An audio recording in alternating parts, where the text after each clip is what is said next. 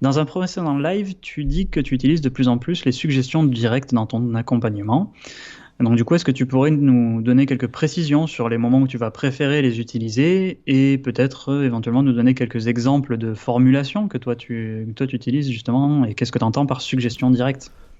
Ouais, ouais, alors ce que j'entends moi, c'est toujours pareil, hein, très souvent en réalité, ce que j'entends moi n'a pas une grande importance. Pour faire un bon Bien. lien en plus avec les acouphènes, parce que j'entends des tas de choses que je ne devrais pas entendre. Non, mais Oh. ce que j'entends moi par là n'a pas une grande importance. C'est-à-dire, c'est pas à moi de définir ce que c'est. Oui, hein. C'est à moi d'observer ce que c'est dans la littérature, etc., et dans le langage de mes collègues aussi, même si ça correspond pas forcément à ce que les auteurs. Par exemple, si je lis Erickson, suggestion directe, ça n'a pas le même sens que quand j'ai une discussion sur un forum avec des collègues.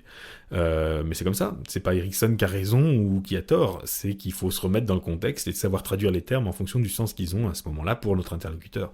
Donc, Ouais. prenons le sens moderne de la suggestion directe. C'est vrai que déjà la suggestion. Si je dis à quelqu'un de fermer les yeux, il va pouvoir fermer les yeux. Mais on n'est pas face au phénomène de la suggestion. On est face à un ordre, enfin une demande. La personne peut dire oui, peut dire non, peut le faire, peut pas le faire. Et puis si elle le fait, ça change rien à son état de conscience, enfin pas grand chose. C'est-à-dire là, par exemple, là je ferme Mhm. les yeux. Vous ne le voyez pas, mais là je viens de fermer les yeux. Bon, je suis pas dans un état de conscience radicalement différent de celui d'avant, faut être honnête. Je suis pas en hypnose en tout cas. Tandis qu'on peut être en hypnose les yeux ouverts. Moi, ça m'est arrivé, et je connais plein de gens à qui ça arrive souvent, d'être dans une bonne hypnose les yeux ouverts, et puis on leur propose de les fermer, bah ça les sort de l'hypnose. Donc c'est pas corrélé, hein, la fermeture des yeux ou l'ouverture des yeux. Donc si je demande à une personne de fermer les yeux, c'est peut-être parce que ça m'arrange comme mise en condition, mais on n'est pas dans l'hypnose, pas encore.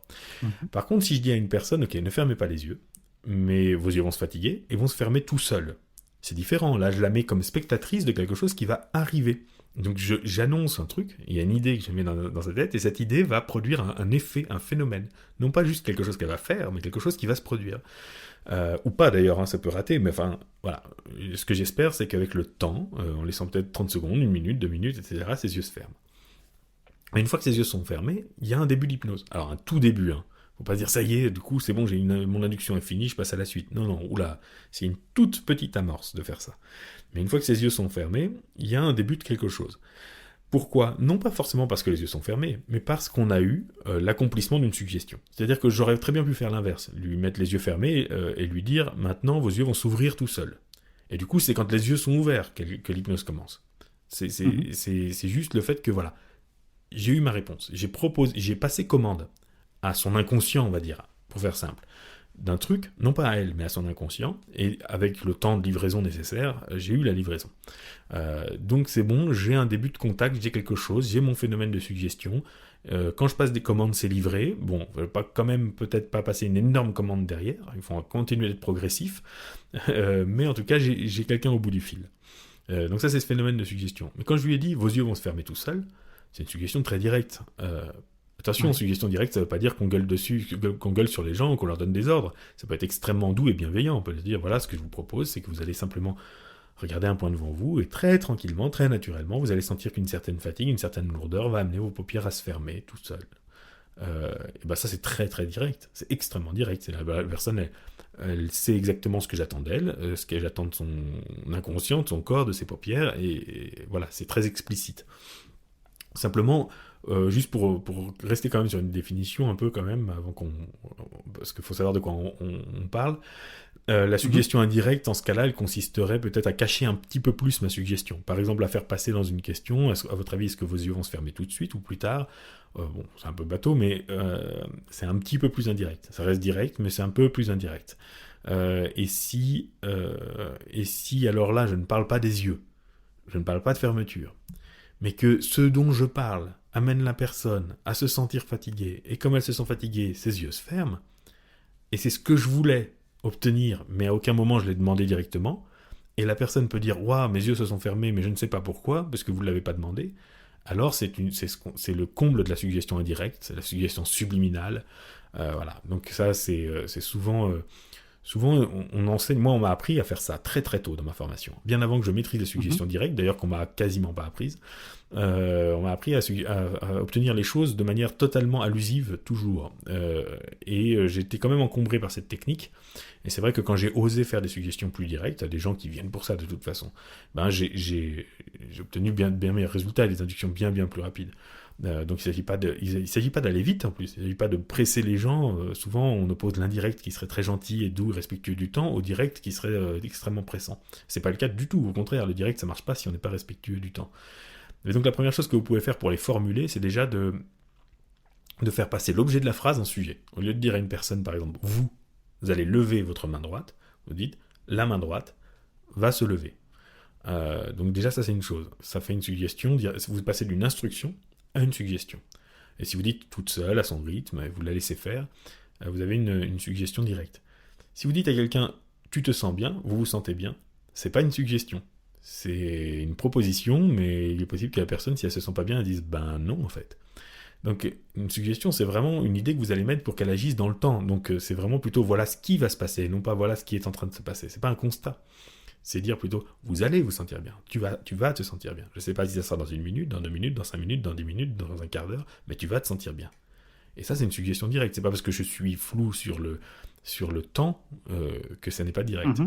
Donc, en effet, moi je pense que les inductions gagnent à être quand même assez carrées et directes. Je veux dire, la plupart du temps, on n'a pas besoin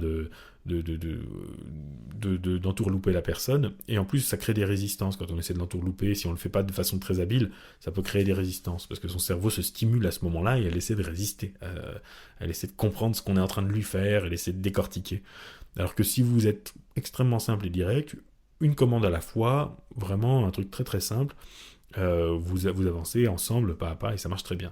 Donc pour l'induction de l'hypnose, c'est vrai que j'utilise de plus en plus de suggestions directes. Pour l'idéomoteur aussi, vous mettez la main de la personne en l'air, vous lui dites votre main va monter toute seule et vous attendez. Il n'y a pas besoin même de faire des métaphores, vous pouvez si vous voulez, c'est insistant mais ça reste direct. Les métaphores ça peut être très très direct. Donc voilà, ça c'est une chose. Après, je ne sais pas ce que voulait dire la personne qui a posé la question, si elle parlait de l'induction ou du travail thérapeutique, parce qu'en ce cas-là, le débat est complètement différent. Eh ben, justement, moi j'allais te poser la question parce que là tu me parles d'induction et que du coup il y a 2 méthodes, mais que toi tu préfères donc du coup plus du direct parce qu'il n'y a pas forcément d'intérêt à faire de l'indirect, pas tout le temps. Hein, garde ça entre guillemets. Il y en a, mais en fait, c'est rarement. Enfin, disons que c'est bien, ça peut être intéressant pour contourner certaines résistances, ça peut être intéressant dans un cadre expérimental. C'est pour ça qu'Erikson a beaucoup développé ça, mais un cadre expérimental, moi, c'est pas mon cadre. De toute façon, j'ai pas. Et ça peut être intéressant dans certains cas pour certaines choses, mais globalement, à la base, la plupart des choses qu'on va pouvoir créer chez la personne, on peut très bien les créer avec des propositions très explicites, directes et simples. Okay. Pardon, je t'interromps au milieu de ta question, du coup, retrouver ton fil. Ça va. Je suis pas trop perdu. Du coup, ouais, effectivement, pour le travail à proprement parler, est-ce que tu les utilises beaucoup ? Est-ce qu'il y a un intérêt particulier, justement, par rapport à utiliser plutôt des suggestions indirectes pour le travail ? Je pense que c'est ça d'ailleurs l'origine de cette accusation contre la suggestion directe. Ça n'a rien à voir avec le fait de parler à l'impératif ou pas. On peut parler à l'impératif, il n'y a aucun souci. Ça a à voir plutôt avec le fait qu'on va utiliser ou non le phénomène de la suggestion, c'est-à-dire, au sens ancien, c'est-à-dire d'une certaine obéissance. Quand une personne est en hypnose profonde, par exemple, si je lui dis à 3, vous allez vous lever de la chaise, vous allez aller vous asseoir là-bas, vous allez écrire un mot, vous allez le plier, vous allez le mettre dans votre poche, vous allez oublier ce mot et vous allez retourner vous asseoir et vous endormir. Et bien ça, au sens classique, si je dis ça et que je le déclenche, 1, 2, 3, j'ai fait une suggestion, ce qu'on pourrait appeler en hypnose de spectacle un numéro. Par exemple, quand je claquerai dans les doigts, vous allez vous réveiller, vous allez vous prendre pour Pharrell Williams et puis chanter, voilà, etc. C'est un numéro, c'est une proposition d'une toute une séquence de comportements. Alors ça peut être tout simple, ça peut être juste à 3 votre main va monter, mais ça peut être plus complexe, plus élaboré. D'ailleurs, Erikson et pas mal d'autres auteurs avant lui d'ailleurs disaient que l'induction de l'hypnose c'était faire différentes successions de numéros, c'est-à-dire de suggestions, de plus en plus complexe. Donc ça, c'est ce qu'on appelait une suggestion. Or, à une époque, c'était utilisé de manière assez directe, cette obéissance, pour dicter à la personne de se comporter bien. Par exemple, si on avait une personne qui fume, la mettre en hypnose et lui dire Par exemple, j'ai une personne qui fume et qui vient pour arrêter de fumer. Je la mets en hypnose. En hypnose, quand je lui dis à 3, vous vous levez, vous écrivez un mot et vous revenez vous asseoir, elle le fait. Alors je me dis, mais génial, je vais lui dire tout simplement, je vais faire une suggestion directe post-hypnotique, je vais lui dire simplement, à chaque fois que vous verrez une cigarette, vous allez faire ci, ça et ça. C'est-à-dire, vous allez la regarder et la remettre dans le paquet sans la fumer et vous serez très content. Donc qu'est-ce qui va se passer? La personne va obéir par le même mécanisme, Ouais. mais en fait, elle va obéir. C'est-à-dire que quand elle va faire ça, c'est pas parce qu'elle est devenue non-fumeuse, c'est pas parce qu'elle a réglé son problème. J'avais déjà parlé de ça, mais c'est toujours bien d'y revenir. C'est pas parce qu'elle a réglé son problème, Mhm. c'est parce qu'elle revient, elle retourne dans une sorte de transe pour à nouveau obéir à un gars qui lui donne un ordre, elle n'a pas vraiment arrêté de fumer. Donc, on s'est aperçu à une époque que ça marchait pas, parce que ça tenait pas dans le temps. Ça a poussé certains à abandonner l'hypnose d'ailleurs, et ça a poussé certains à fonder d'autres disciplines, comme la psychanalyse à cette époque-là, parce que ça marchait pas. Et donc il a fallu attendre un peu plus tard, notamment Erickson. Je dis souvent, il a fallu attendre Erickson, mais Erickson n'arrive pas comme ça ex nihilo. Hein. À son époque, il y a énormément de travaux sur l'hypnose, et des travaux qui avancent dans de bonnes directions, que ce soit aux États-Unis, en Union soviétique, etc. Donc il a fallu attendre cette époque-là pour qu'on se dise, on va utiliser ce phénomène de cette obéissance, de la suggestion, pour créer une situation qui permettra à la personne d'apprendre quelque chose. Et grâce à l'apprentissage qu'elle aura fait, elle va changer. Et on ne lui demande plus de ne pas fumer, on la met en hypnose, et puis on va lui dire, par exemple, eh bien, demain à 17h, vous allez, j'en sais rien moi, vous allez appeler un ami, et vous allez lui dire, ça y est, j'ai arrêté de fumer. Donc le lendemain, à 17h, la personne exécute ça sous forme d'hypnose, c'est-à-dire sous forme d'obéissance hypnotique. Donc évidemment, Ouais. c'est problématique dans le sens où elle n'est pas elle-même à ce moment-là, mais peu importe, ça sera une fois dans sa vie, on ne l'a pas rendu, on ne l'a pas aliéné. Par contre, je mise sur le fait qu'il en découlera que comme il s'est engagé auprès d'un ami, et bien ensuite il va être obligé d'arrêter de fumer par lui-même. Et donc s'il refuse une cigarette ensuite, ce ne sera pas parce que je lui ai demandé, ce sera parce qu'il aura fait quelque Mhm. chose qui amène ça. Et quand on lit les articles d'Erickson, par exemple, sur les cas thérapeutiques d'Erickson, c'est quasiment que ça, l'utilisation stratégique de la suggestion post-hypnotique de cette manière-là. Mais quand il donne un ordre, dans l'hypnose, il est souvent à l'impératif. Mais il porte sur quelque chose qui n'est pas directement le résultat voulu. Je vais prendre un autre exemple d'ailleurs pour l'induction. Si je dis à quelqu'un, Ouais. vos yeux se ferment, c'est une suggestion directe, mais si je lui dis, vos paupières sont lourdes, lourdes, très lourdes, eh bien, et que moi, ce que je veux obtenir, c'est qu'il se ferme, quelque part, bien que ça soit à l'impératif, et très bourrin, enfin, je veux dire, très basique, c'est une suggestion indirecte. Parce que j'espère que la lourdeur créera de la fermeture. C'est pas Ouais. hyper subtil, hein, mais c'est pour bien dire que c'est pas la formulation, c'est pas le style grammatical qui compte. C'est est-ce que j'obtiens directement ou est-ce que je veux obtenir un effet, voilà. Donc moi, j'aurais pas, pour répondre à la question sur moi, sur ma pratique, j'aurais pas la prétention de dire que j'utilise la suggestion directe de manière indirecte, comme le fait Erickson, d'une façon parfaitement stratégique. Du Mhm. coup, comme je ne fais pas forcément ça, eh bien c'est un peu l'inverse. Sur tout ce qui est la phase de travail, Ouais. c'est pas que j'utilise une suggestion directe, c'est pas que j'utilise la suggestion indirecte, c'est que pour tout ce qui est travail, j'essaye d'utiliser plutôt une co-construction, si c'est possible. C'est-à-dire, par exemple, poser des questions à la personne, et que ce soit plutôt la personne qui va élaborer sa réponse, qui va élaborer sa métaphore, qui va élaborer sa suggestion post-hypnotique, qui va se reprogrammer elle-même, ou alors faire en sorte qu'il y ait une occasion dans l'hypnose qu'elle réfléchisse, ou qu'elle voit les choses autrement, qu'elle porte un autre regard. C'est-à-dire simplement, je la mets moi dans une situation qui va lui permettre de résoudre son problème, mais c'est pas moi qui résous son problème. Donc c'est en ça que, par contre, c'est très important pour moi quand même de ne pas faire de la suggestion trop directe pour le travail. Je vais essayer d'illustrer. Si j'ai une personne qui... alors, je vais essayer d'illustrer avec un cas. Si j'ai une personne qui a du mal à parler en public, je ne vais pas forcément lui dire eh bien, désormais, vous allez pouvoir parler en public. Ça, je vais exclure complètement d'ailleurs cette formulation, ça c'est sûr et certain. Mais Mhm. je pourrais la mettre par exemple face à un public dans l'hypnose, lui dire ben voilà, vous êtes face à un public, et maintenant j'aimerais que vous parliez en vous sentant parfaitement à l'aise.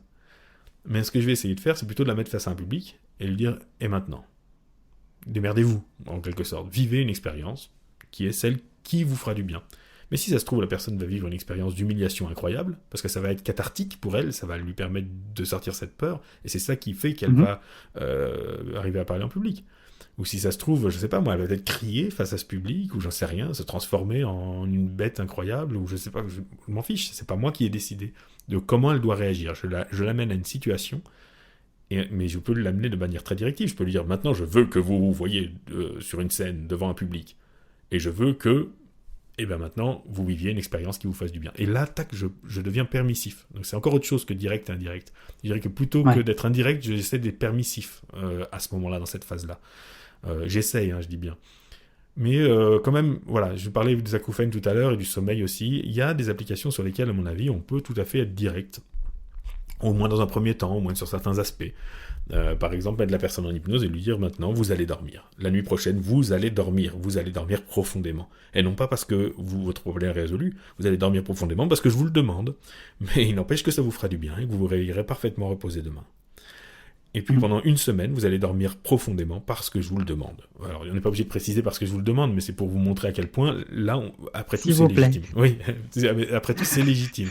Mais du coup, la personne sera reposée. Et à partir de ce moment-là, on la revoit et puis on peut lui dire, maintenant que vous savez le faire, est-ce que vous le feriez pas de vous-même?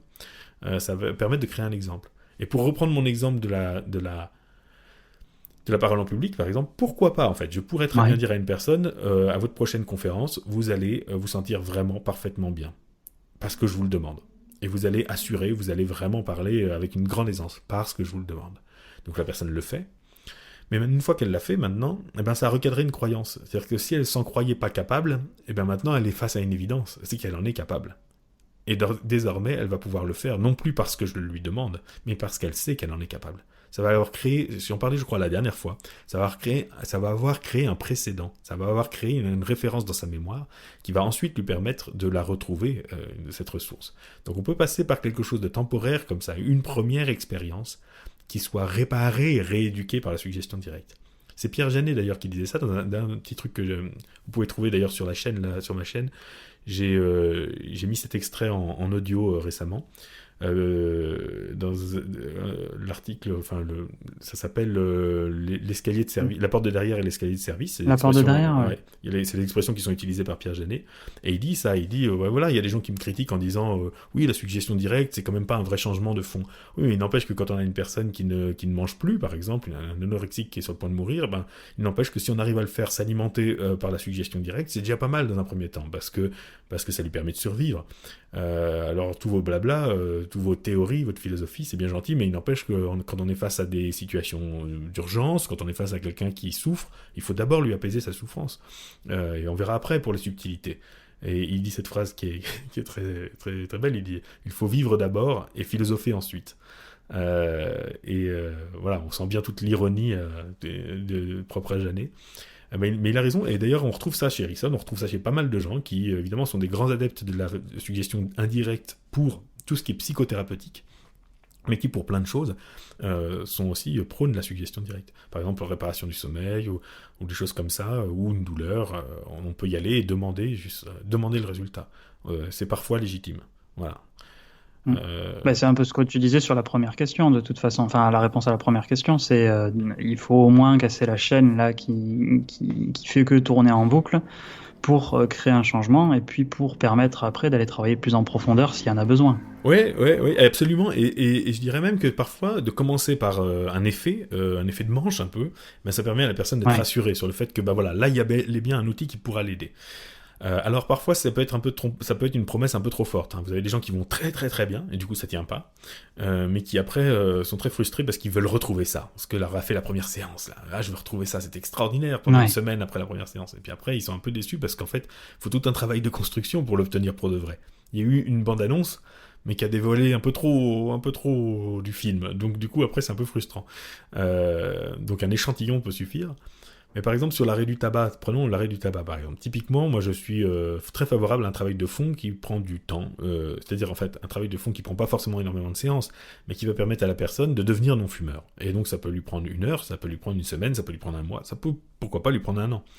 Mais si c'est un peu trop progressif et trop long, ça peut se confronter aux croyances que les gens ont, qui est que arrêter de fumer c'est du jour au lendemain, etc. Et ça peut les désespérer. Oui, je vois bien que, mais bon, ça n'avance pas. Et en plus de ça, ça peut se confronter à d'autres événements. C'est-à-dire que si ça met du temps à venir, peut-être que dans une semaine, la personne sera stressée à nouveau, donc elle va fumer plus, parce que voilà, il y a d'autres choses. Donc ça peut être intéressant de lancer non seulement un travail de fond, pour que la personne soit non fumeuse, mais en parallèle, pourquoi pas, un travail de surface. C'est-à-dire en plus de ça, et en plus de ça, vous n'allez plus arriver à fumer, vous ne pourrez plus fumer, et pourquoi pas, vous serez dégoûté par le tabac, à condition que ça soit pas la seule stratégie.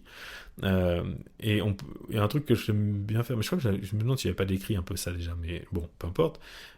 C'est un truc. Je t'arrêterai au pire. Ouais, c'est un truc du genre le demander par suggestion directe, mais par exemple dire, ok, à partir de cette séance, vous n'allez plus fumer. Alors ça marche pas toujours, hein, mais je prends un exemple, on va dire. Vous n'allez plus fumer du tout, mais vous n'allez plus fumer du tout parce que je vous le demande. Et quelque part, vous ne fumerez plus, mais vous n'arriverez pas à en être parfaitement satisfait et fier, puisque ça serait juste un effet d'hypnose. Et d'ailleurs, vous serez dégoûté, mais vous sentirez que ce dégoût est très artificiel, qu'il n'est pas une libération, c'est juste un dégoût, c'est un effet d'hypnose. Mais il n'empêche que vous n'allez pas fumer. Puis, ça sera demain. Et après-demain, vous allez à nouveau fumer parce que je vous le demande. Vous allez à nouveau ne pas fumer parce que je vous le demande. Et à nouveau, vous aurez ce dégoût.